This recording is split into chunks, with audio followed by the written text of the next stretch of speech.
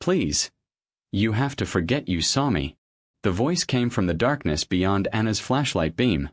Hoarse, desperate, and utterly unexpected in a place that was supposed to be empty storage.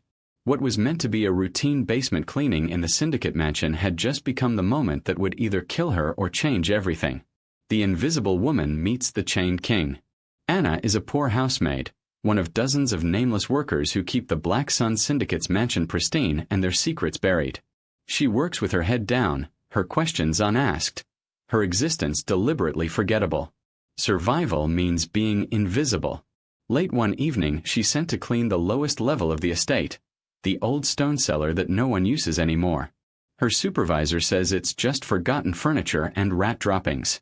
A quick sweep, then she can go home.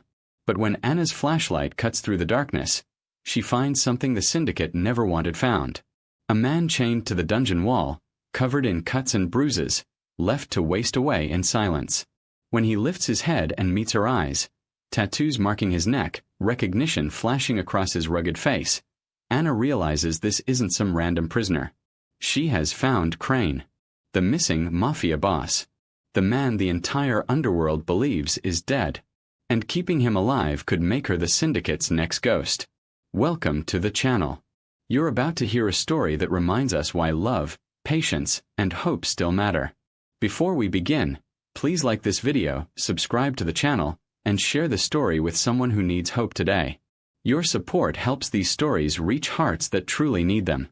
Drop a comment and let us know where you're watching from. And now, let's go straight into the story. Anna should have run.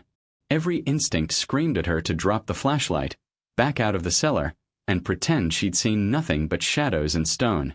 Instead, she took one step closer. I said, forget you saw me. Crane's voice was rougher now, threaded with pain and something darker, command. Even chained to a wall, half dead from dehydration, he spoke like a man accustomed to being obeyed. Walk out. Lock the door. Go home to whatever life you have up there. The flashlight beam trembled in Anna's grip. She could see him more clearly now, the geometric tattoo stark against bruised skin, the tattered shirt barely clinging to shoulders that had clearly been beaten, the ropes cutting into flesh that had rubbed raw trying to break free. His eyes, though, those were what stopped her. Sharp, calculating, afraid but not of death, afraid of what she represented. How long have you been down here? The question slipped out before she could stop it. Long enough to know you're making a mistake. Crane shifted against the wall, wincing. They'll check the cameras. They'll see you came down here. And when they do, there are no cameras. Anna surprised herself with how steady her voice was. Not in the old wing. That's why they use it for storage. And for prisoners no one is supposed to find, she didn't add. Crane studied her for a long moment, and Anna felt the weight of that gaze like a physical thing. She'd spent years perfecting the art of being overlooked, eyes down, voice quiet, presence forgettable. But this man saw her, really saw her, and it terrified her almost as much as what she'd stumbled into. You're one of the housemaids. It wasn't a question. Blue uniform. You work the East Wing, second shift. Anna's blood went cold. You've seen me before? I see everything in my house. A bitter smile crossed his face. Saw. Past tense, apparently. His house. The confirmation settled in her stomach like a stone. This wasn't just any prisoner. This was the man whose portrait still hung in the main hall, whose name the other staff whispered like a curse or a prayer depending on who was listening. Crane. The Ghost King. The man who'd vanished 3 months ago, leaving the Black Sun Syndicate to tear itself apart in his absence. They're going to kill you, Anna heard herself say. Eventually. Crane's jaw tightened. But not yet. I still have something they need. Which gives you time to walk away before they realize you're a liability. She should have listened. Should have backed toward the stairs, climbed back up into the world of polished floors and plausible deniability. Should have done exactly what she'd done her entire life. Survived by staying small, staying quiet, staying out of the way of powerful men and their wars. But Anna's eyes had adjusted to the darkness now, and she could see the dried blood at the corner of his mouth. could see the shallow rise and fall of his chest, the way his lips were cracked from thirst, the tremor in his hands that spoke of a body eating itself from the inside out. "When did they last bring you food?" she asked. "Don't." The command cracked through the cellar. "Don't do whatever you're thinking of doing. I'm not some wounded animal you can." 3 days. 4. Anna took another step forward, her practical mind already calculating.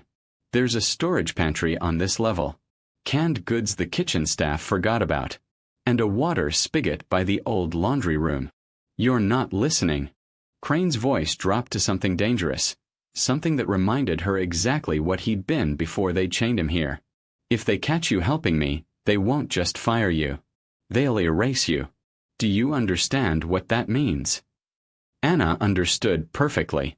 She'd seen people disappear from the household staff before. One day they were there, the next their room was empty and no one asked questions. But she'd also seen something else in this cellar. She'd seen that beneath the blood and the ropes and the reputation, Crane was just a man. And he was dying by inches in the dark. "I'll come back tomorrow," she said quietly, already turning toward the stairs. "After the second shift ends. No one checks the lower level past midnight." "Anna." She froze. He'd used her name. She hadn't told him her name. "Please," Crane said, and the word sounded like it cost him everything. "Just let me die with the only dignity they've left me. The dignity of not taking you down with me." Anna looked back one last time, her flashlight casting his shadow huge and broken against the ancient stone. Then she climbed the stairs and began planning how to keep them both alive. The first aid kit felt like a bomb in Anna's apron pocket.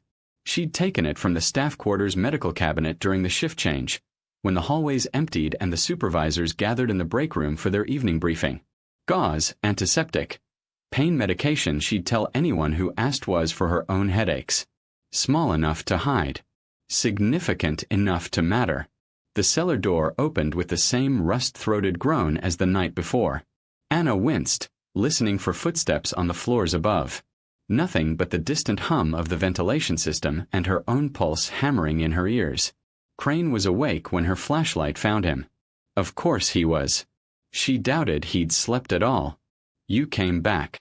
His voice carried no surprise, only a weary resignation that somehow hurt worse than anger would have. "I was hoping you'd thought better of it. I brought water." Anna set the flashlight on the ground, angling it to cast indirect light against the wall. From her other pocket she produced a plastic bottle, the kind the kitchen staff used for hydration during long shifts. "And medical supplies." "Anna." "Don't." She moved closer, kneeling just outside the reach of his chains. "You can spend the energy arguing with me, or you can let me help you. Your choice." For a moment she thought he might refuse out of sheer stubborn pride. Then his eyes dropped to the water bottle, and she saw his throat work in a painful swallow. The human need won out over whatever nobility or self-destruction he'd wrapped himself in. "Fine," he said quietly. "But we do this quickly." Anna uncapped the bottle and held it to his lips. He drank like a man surfacing from deep water. Desperate, shaking, having to force himself to slow down before he choked. When he finally pulled back, there were tears at the corners of his eyes. Just moisture, really. But tears nonetheless.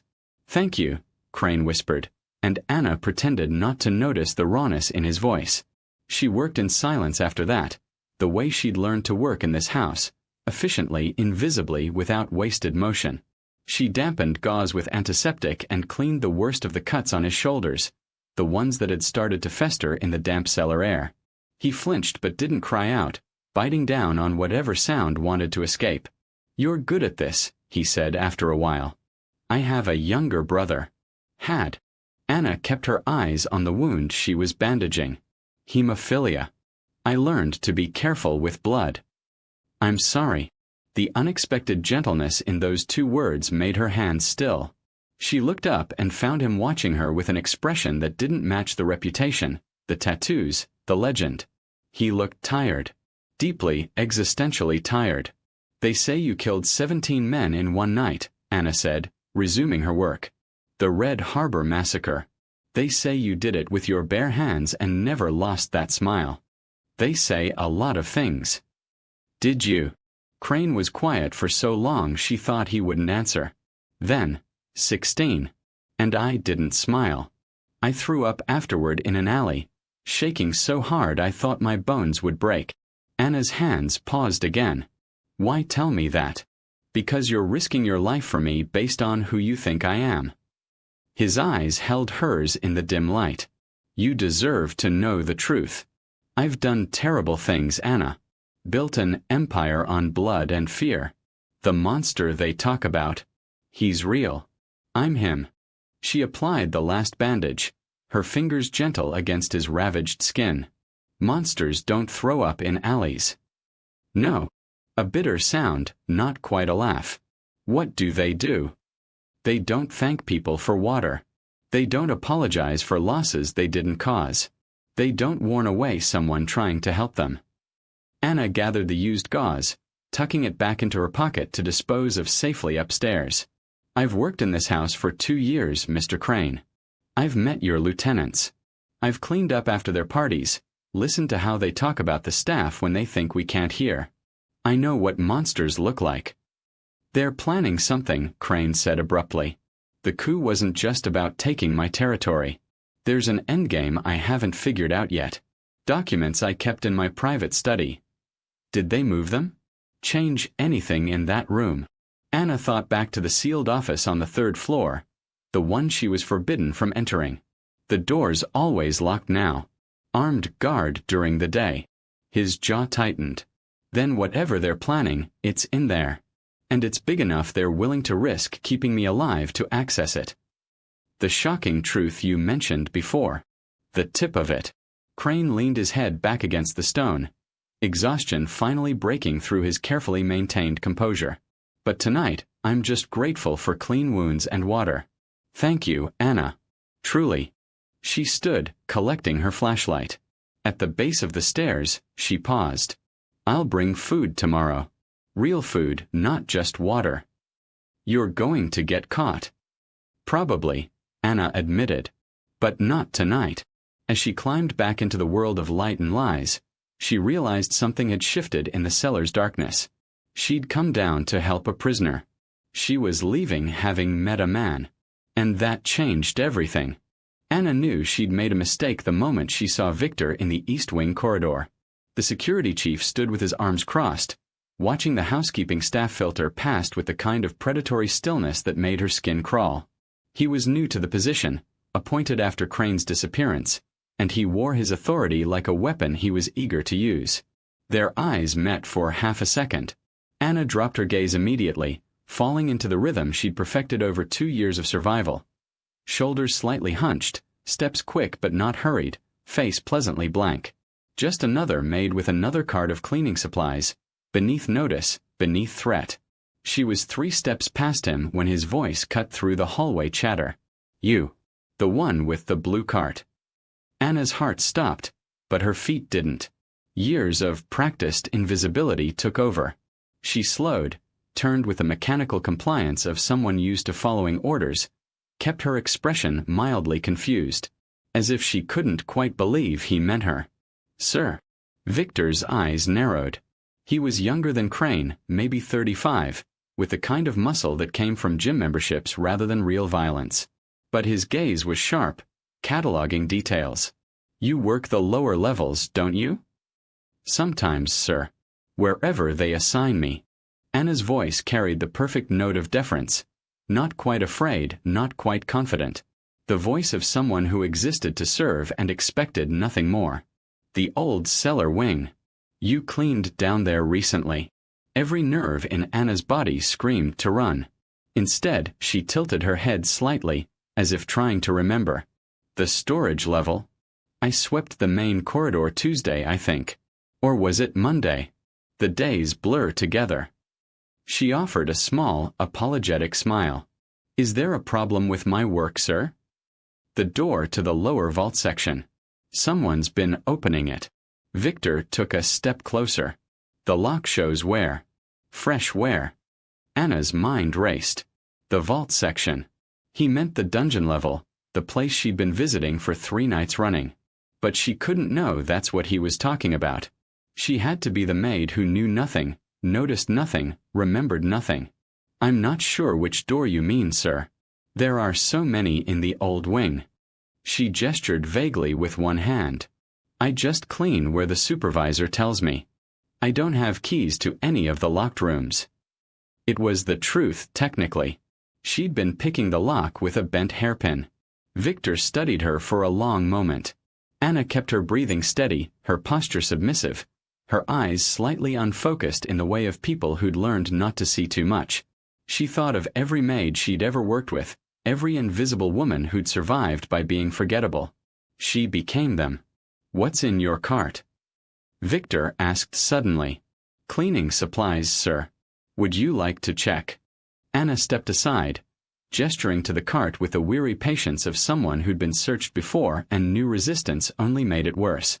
He moved forward, rifling through spray bottles and rags with rough efficiency.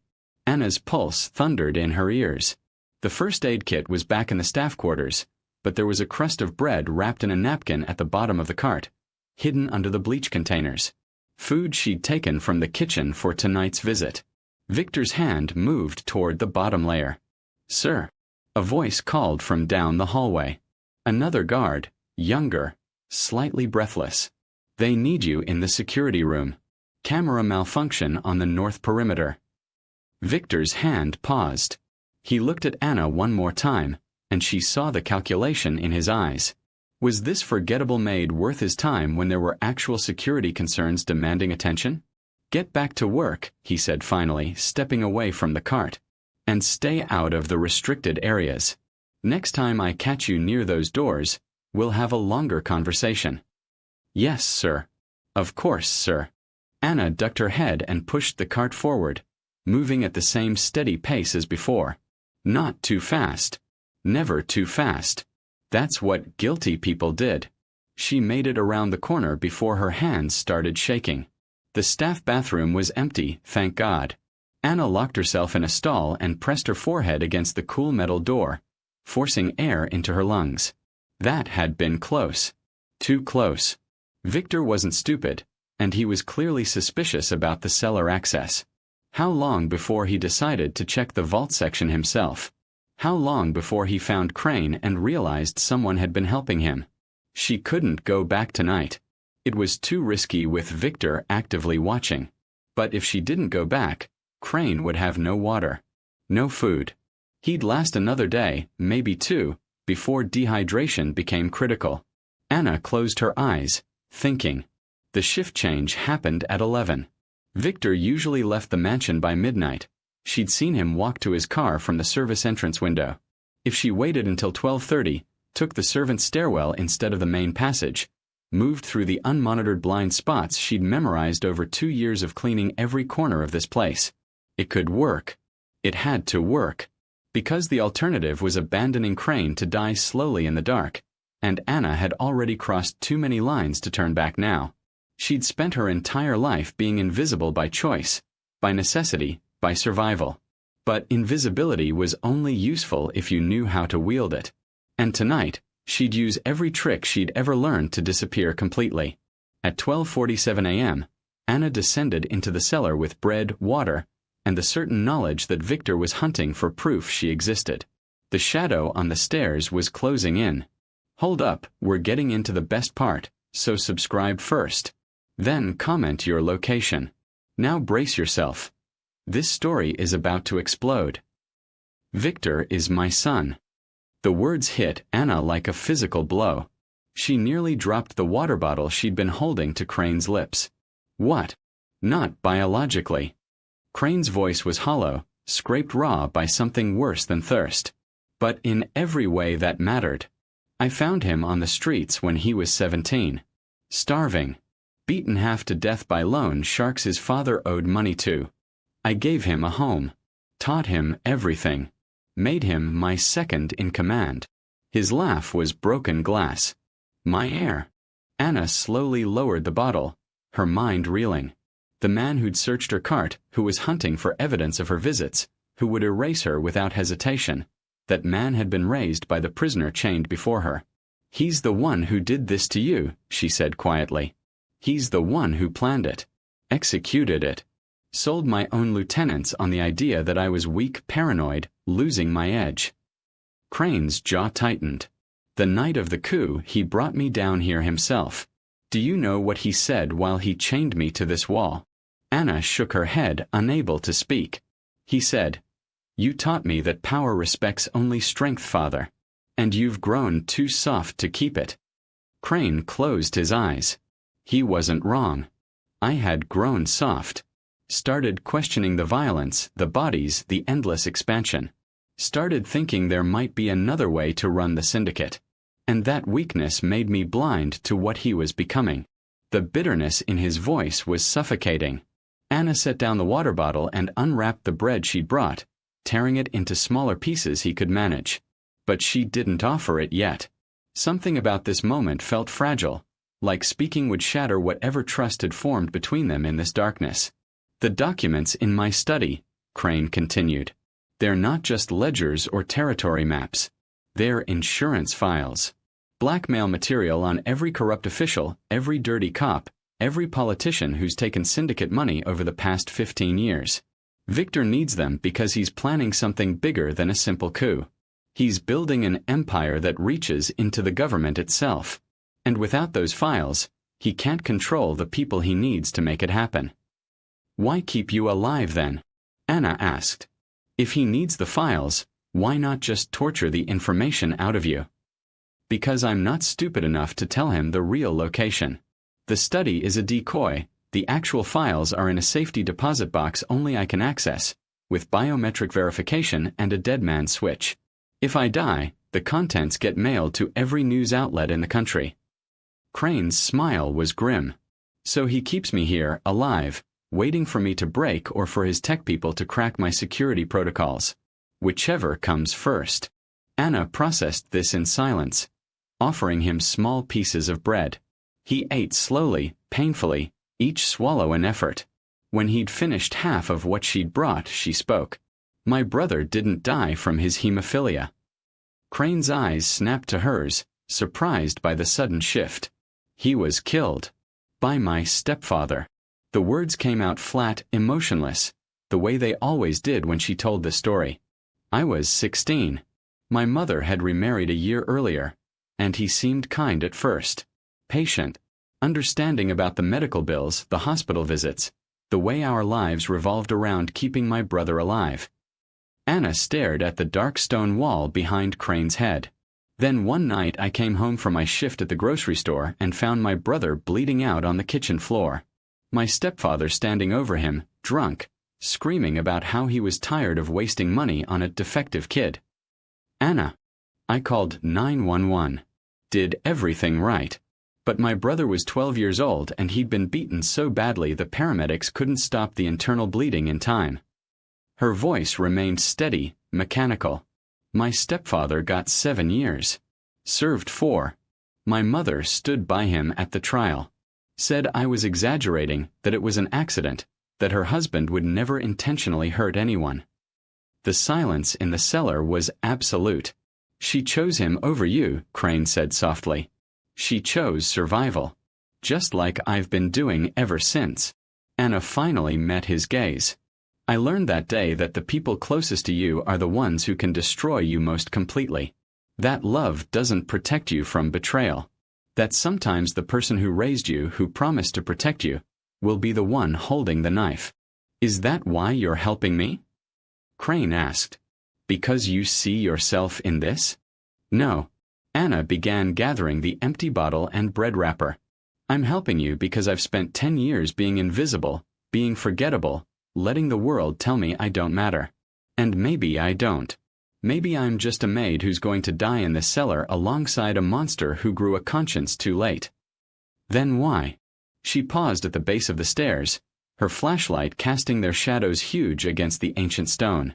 "Because Victor sees people like me as disposable, as things to be used and erased when we're no longer useful.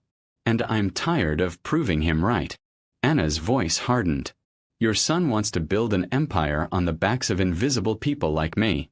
So I'm going to help you burn it down." For the first time since she'd found him, Crane smiled. A real smile, sharp and dangerous and alive. Then we'd better make sure we both survive long enough to do it. Subscribe real quick, tell me where you're watching from and get ready, because the next 5 seconds will shock you. Anna found the keys by accident. She'd been emptying trash from Victor's temporary office, the room Crane had once used for private meetings, when she saw them.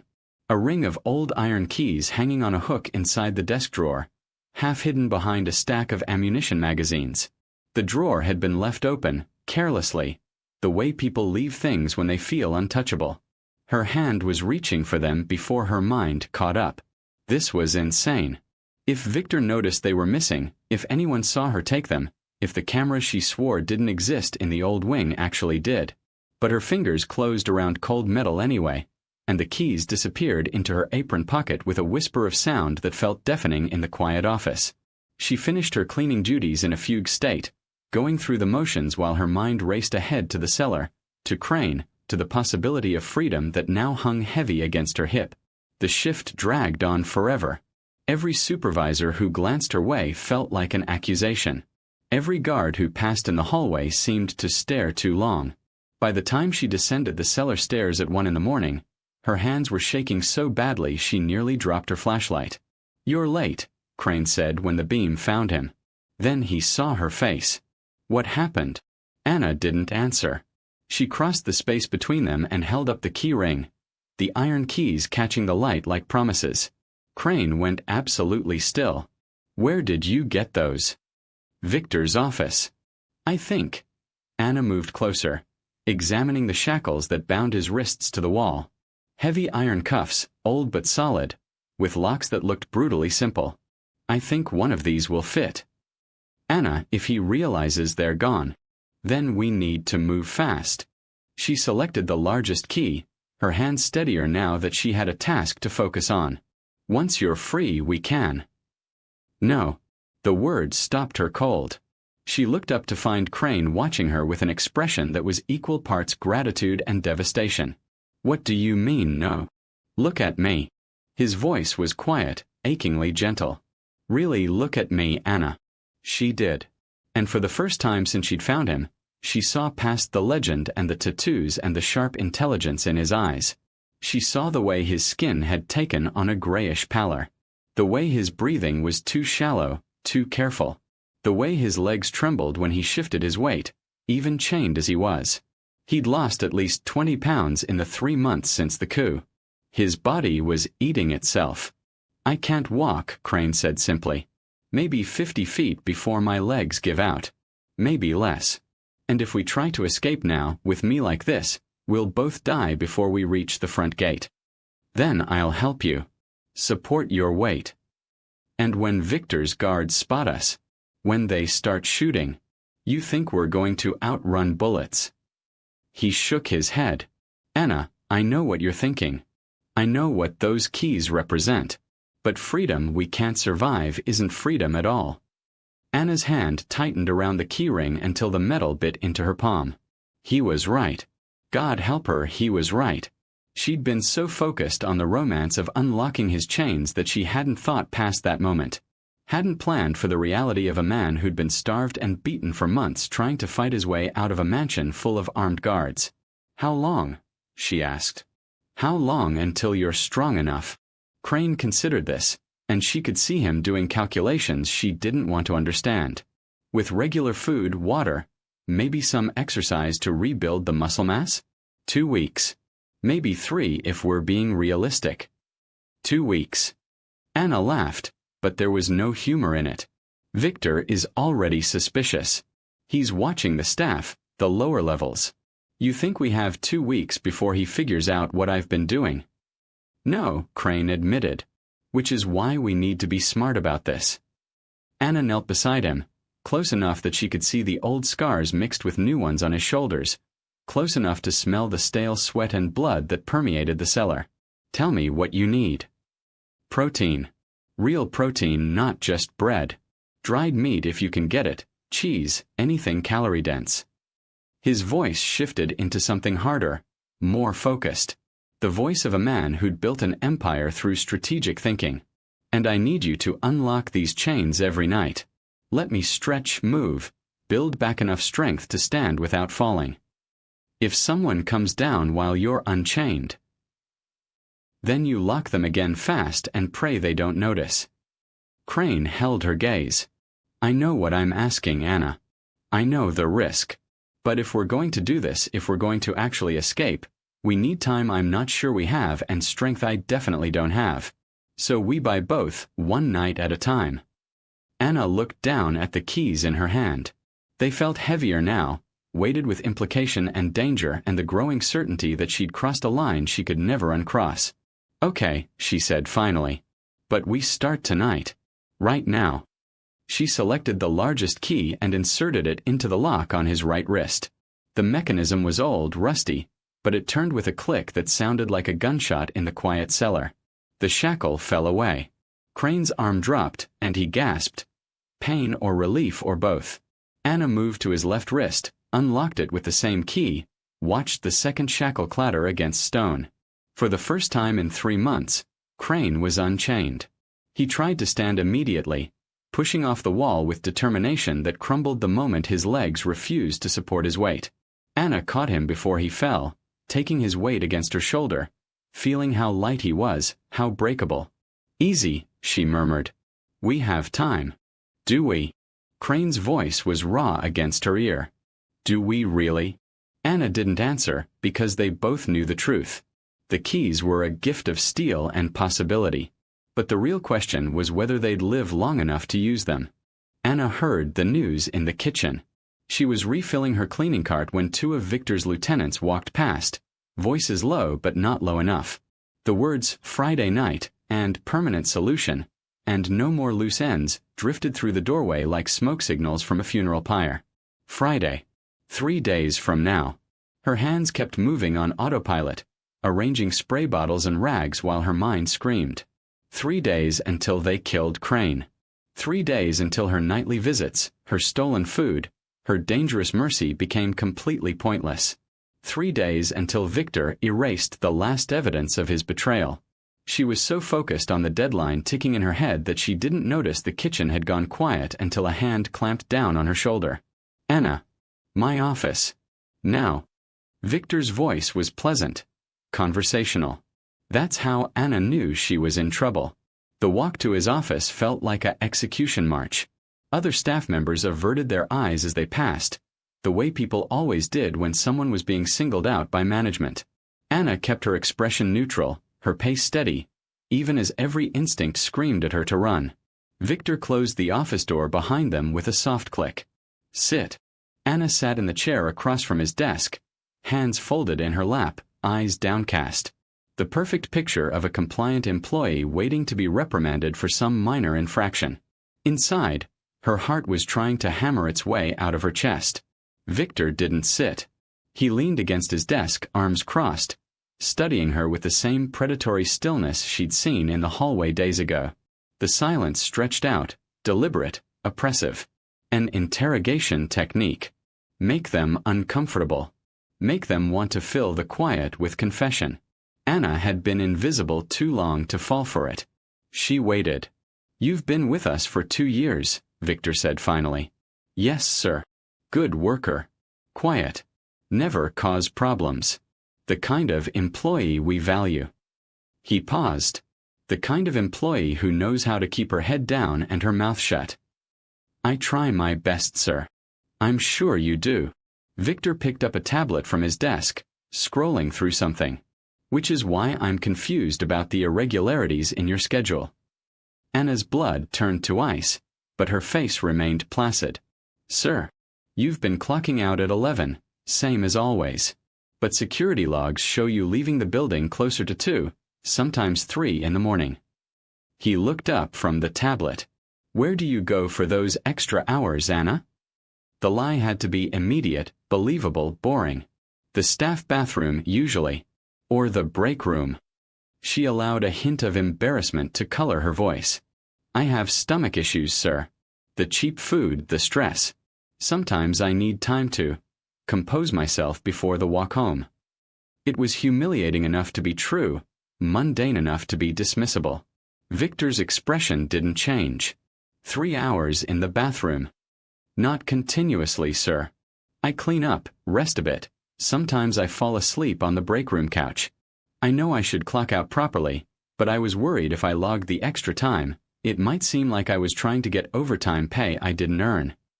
Anna met his eyes briefly, then looked down again.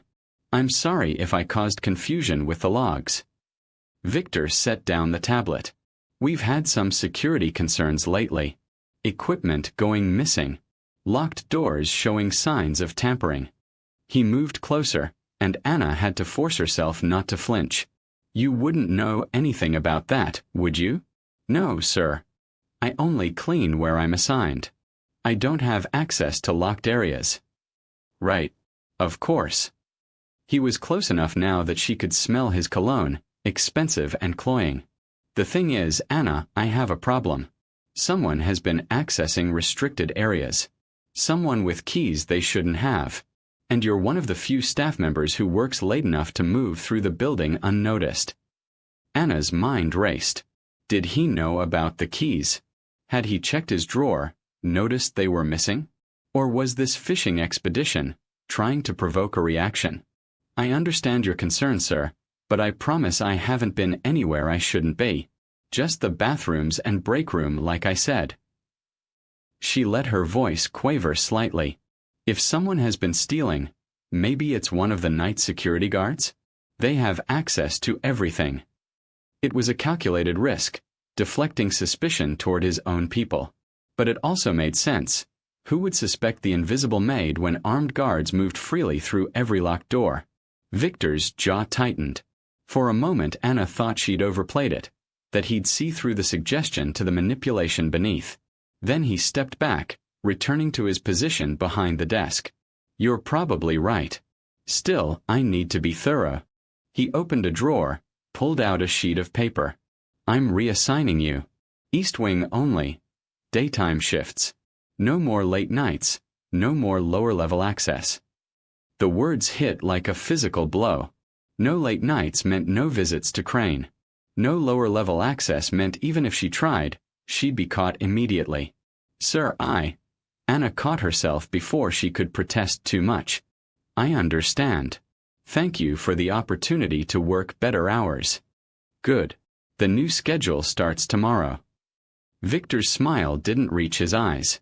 And Anna, if I find out you've been lying to me about anything, you won't just lose your job. Are we clear?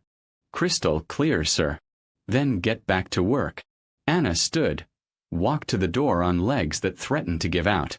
Her hand was on the handle when Victor spoke again. Oh, and Anna, we're doing a full staff inventory Friday night. Everyone needs to be here for a mandatory meeting at midnight. No exceptions. Friday night. The same night they were planning Crane's disappearance. They were gathering everyone to ensure there were witnesses, alibis, a whole staff of people who could confirm they were nowhere near the cellar when the prisoner mysteriously died. I'll be there, sir, Anna heard herself say. She made it to the staff bathroom before her hands started shaking. Made it into a stall before the full weight of it crashed down on her. 3 days. New schedule starting tomorrow.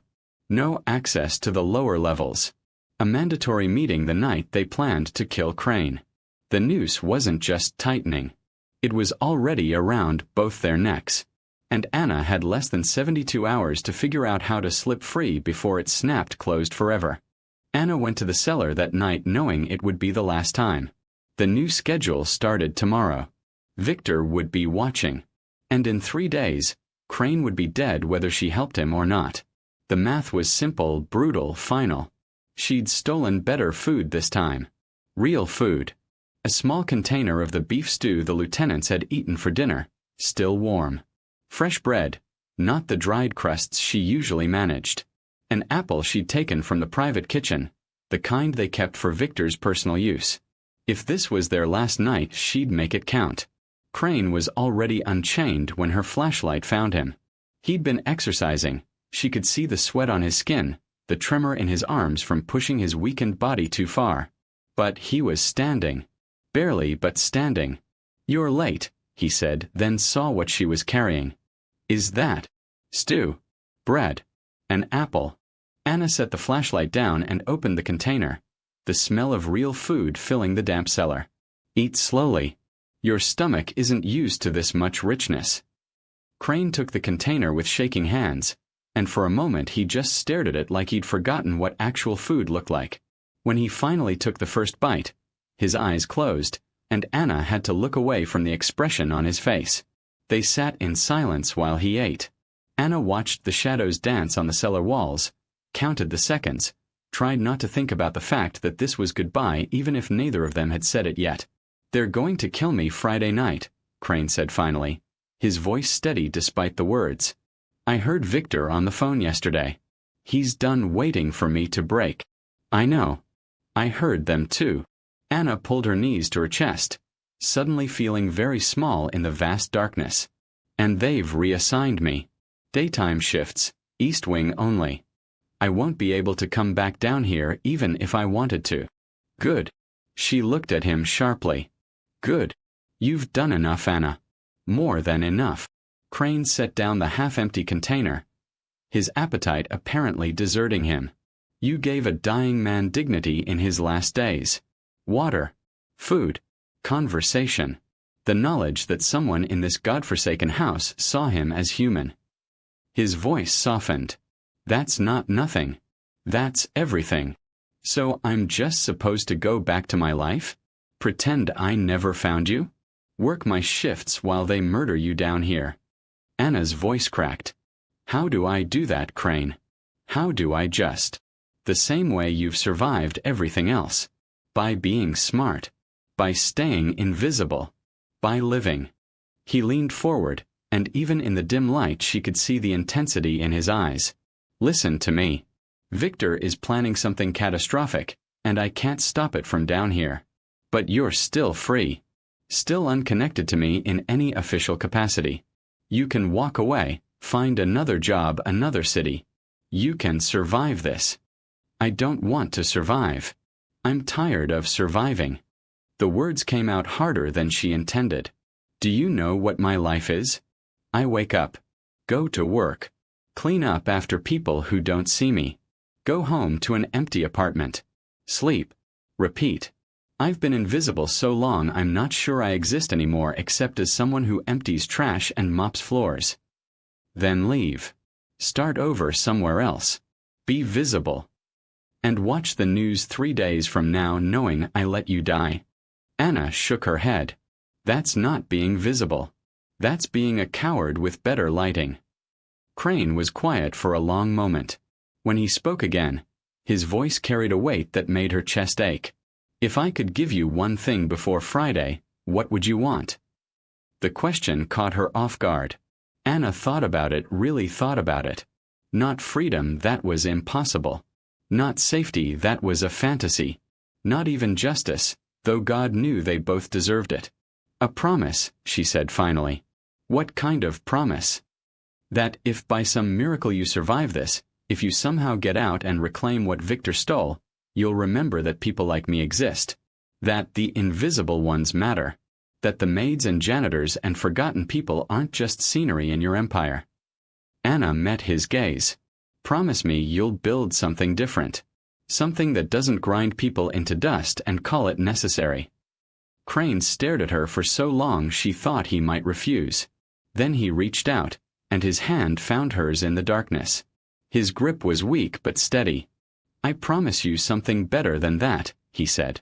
"If I survive, when I survive, you'll never be invisible again. Not to me, not to anyone. I'll make sure the world sees Anna the way I see her. As someone who had every reason to walk away and chose to stay. As someone who saved a monster and found the man underneath." "You're not a monster. Maybe not anymore." His thumb brushed across her knuckles. "You made sure of that." Anna felt tears threatening and blinked them back furiously. "Friday night there's a mandatory staff meeting. Midnight. They're creating alibis. Then that's when they'll come for me. Probably right before, while everyone's distracted." Crane's jaw tightened. 2, maybe 3 men. Quick and quiet. They'll make it look like I finally died from the injuries.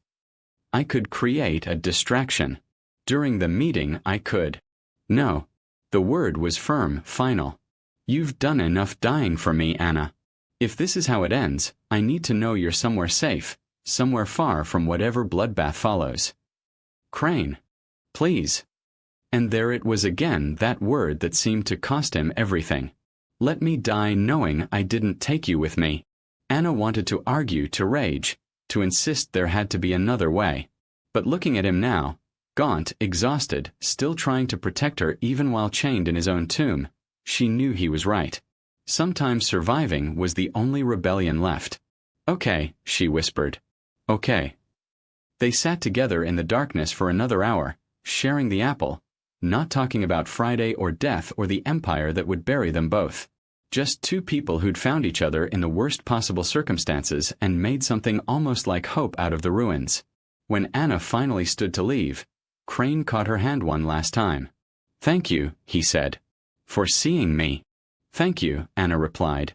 For making me visible.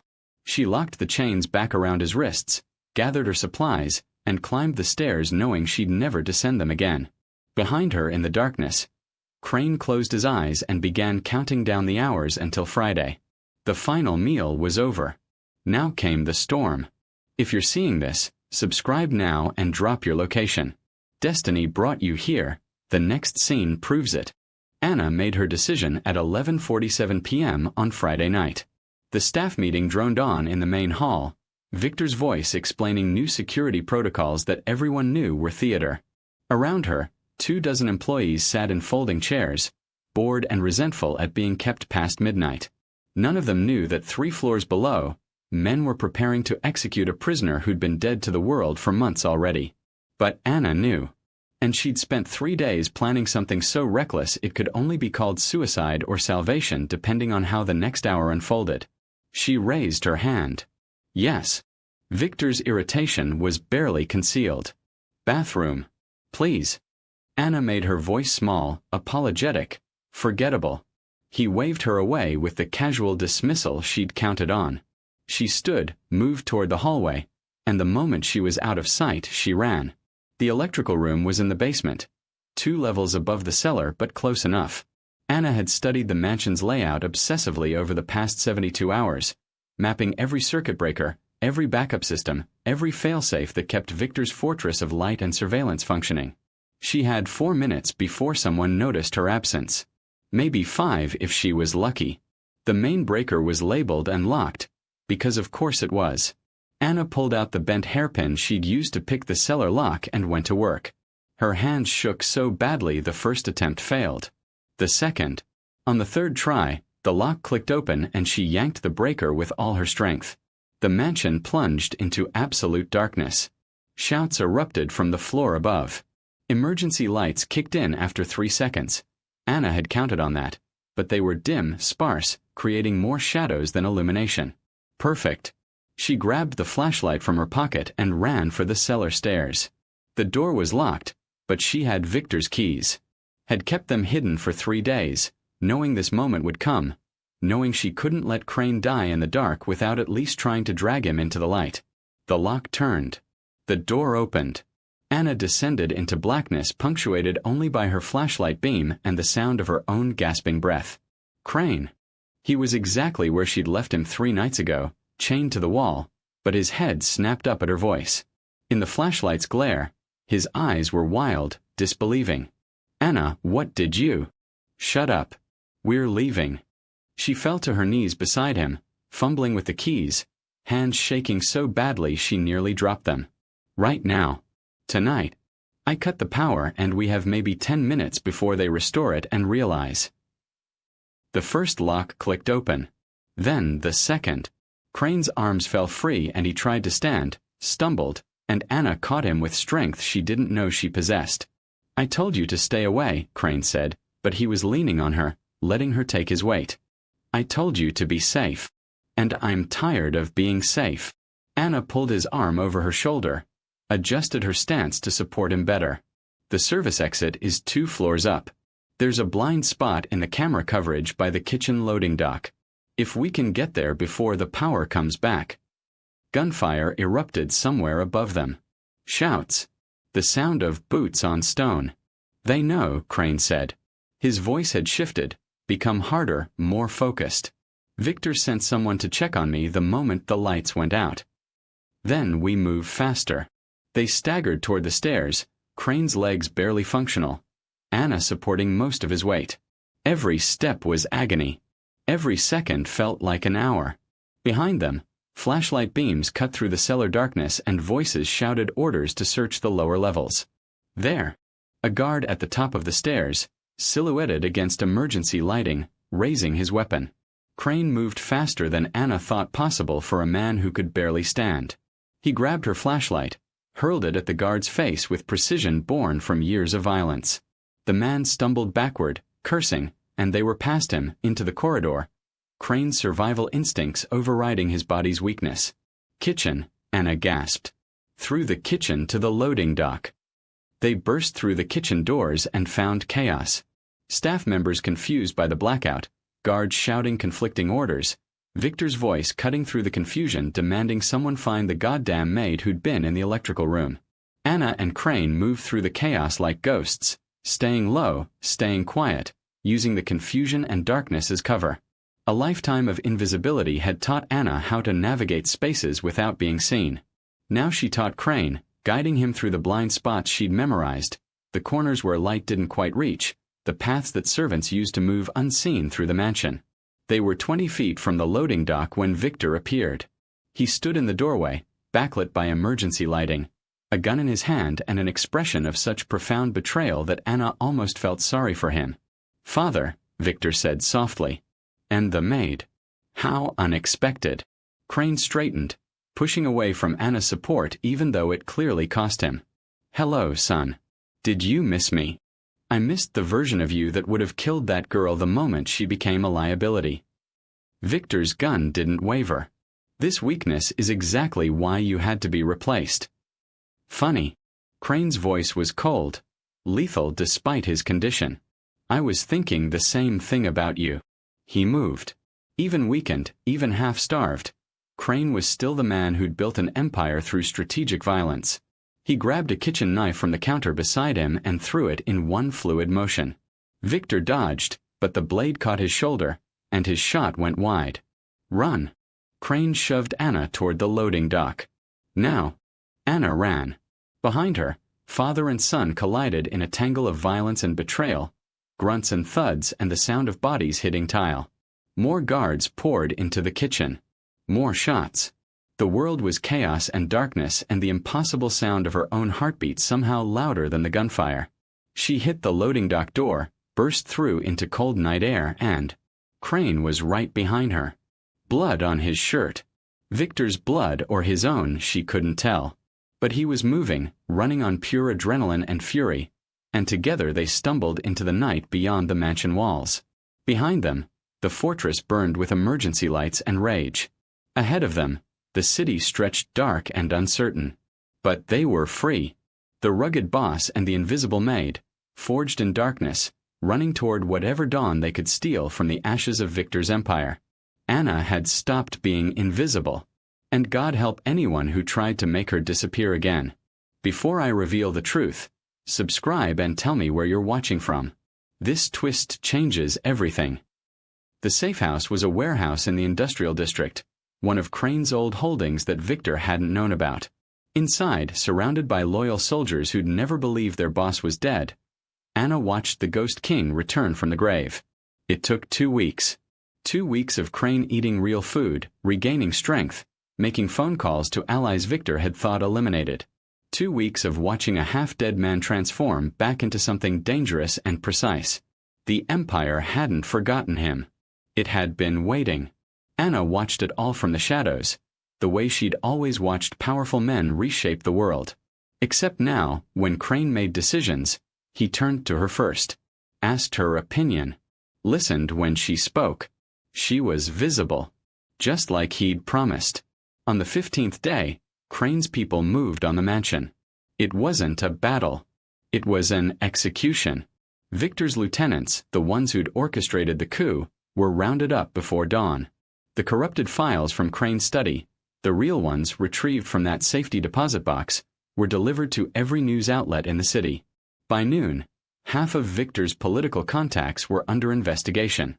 By evening, Victor himself was in custody. Not Crane's custody. Federal custody. The legitimate kind that came with charges of racketeering, murder, and conspiracy. Crane had burned down his own empire to make sure his son couldn't rule it. "You're destroying everything you built," Anna said, watching the news coverage from the warehouse office. "I'm destroying what I built wrong." Crane stood beside her, wearing a suit for the first time since his rescue, looking every inch the man whose portrait had hung in the mansion's main hall. Victor was right about one thing. I had grown soft, but not because I'd lost my edge. He turned to face her. Because I'd finally realized that empires built on fear don't last. They eat themselves from the inside. So what now? Now. Crane smiled, and it was sharp and dangerous and alive. Now I rebuild. Legitimate businesses. Legal operations. The kind of power that doesn't require dungeons and betrayal to maintain. His expression softened. And I do it with you as my partner, not my employee. If you want that. Anna should have said yes immediately. Should have been grateful, relieved. Thrilled at the opportunity to rise from maid to partner in whatever Crane built next. But something nagged at her. Something that had been nagging at her since that first night in the cellar. "Why did they send me to clean that basement?" she asked suddenly. Crane went very still. What? The cellar. The old wing. In 2 years, I'd never been assigned down there. The supervisor always gave that section to the senior staff. Anna turned to face him fully. But that night, the night I found you, she specifically told me to go. Insisted on it, actually. Said the regular girl was sick. Anna.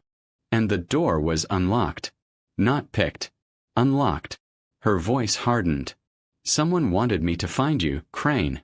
Someone made sure the invisible maid would stumble across the chained king. She took a step closer. Who? The silence stretched between them, heavy with implications. Outside, sirens wailed. Inside, Anna watched something like guilt flicker across Crane's face. Her name is Elena, he said finally. Elena Cross. She runs the legitimate side of my old operations.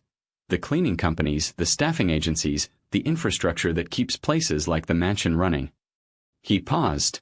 She's also the person I trusted to monitor Victor after the coup. To watch for an opportunity. Anna's blood turned to ice. She sent me down there. She knew what I'd find.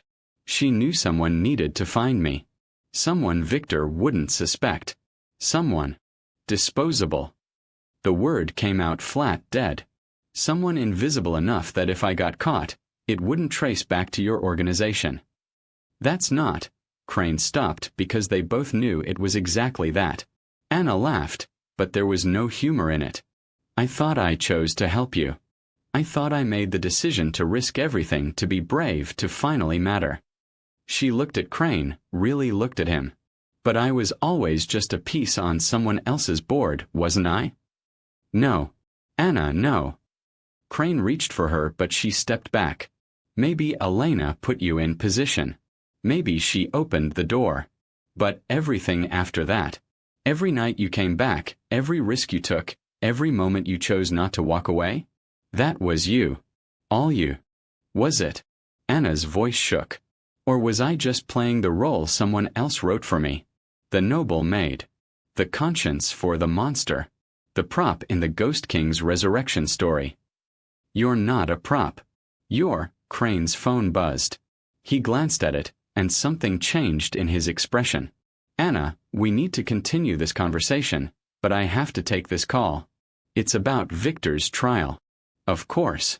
Anna moved toward the door. Take your call. I'll be around. She left before he could stop her, walking through the warehouse filled with soldiers and strategists and people rebuilding an empire. All of them saw her now, acknowledged her, respected her because Crane had decreed it. But was any of it real? Or was she still just the invisible maid, only now playing a different role in someone else's game? Anna found herself in the empty loading bay, staring at the city lights beyond. Somewhere out there, Elena Cross was probably congratulating herself on a plan well executed. Somewhere out there, Victor was rotting in a cell, betrayed by the father he'd tried to erase. And somewhere inside Anna, a question burned that she couldn't answer. If someone else had orchestrated her moment of heroism, did it still count as brave? Behind her, footsteps.